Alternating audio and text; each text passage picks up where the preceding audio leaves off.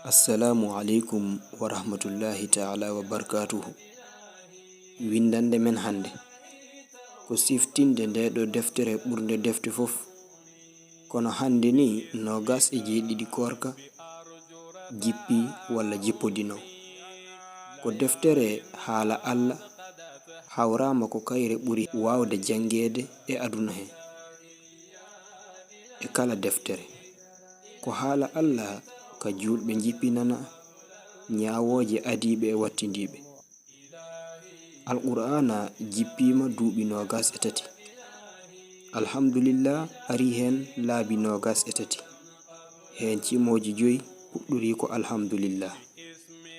Go suratul an'am, ɗiɗi suratul kahfi, suratul fadir e suratul fatiha.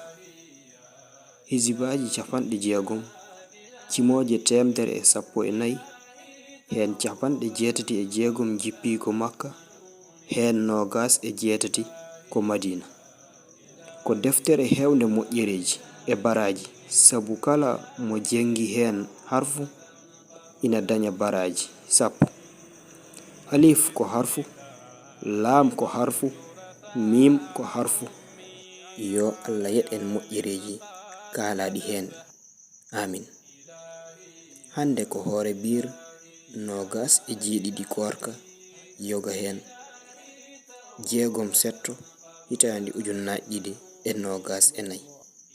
Kuɗol Usman Umar Touré, Ramadan Bella TV, Ramadan ujunere e temenayi capannayi e joyi nogas e jeegom korka yoga hen.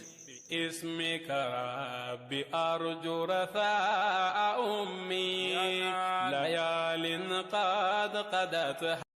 قل أعوذ برب الناس ملك الناس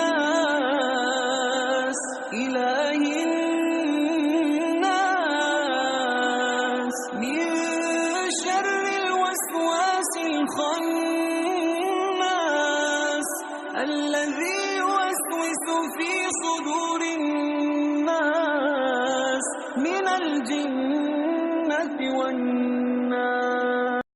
فبما رحمة من الله لنت لهم ولو كنت فظا غليظ القلب لانفضوا من حولك فاعف عنهم واستغفر لهم وشاورهم في الأمر فإذا عزمت فتوكل على الله إن الله يحب المتوكلين.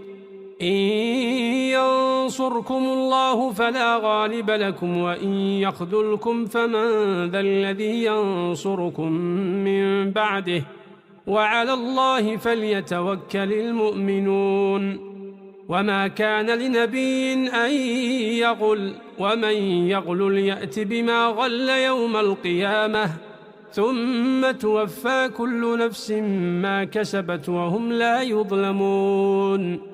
أفمن اتبع رضوان الله كمن باء بسخط من الله ومأواه جهنم وبئس المصير.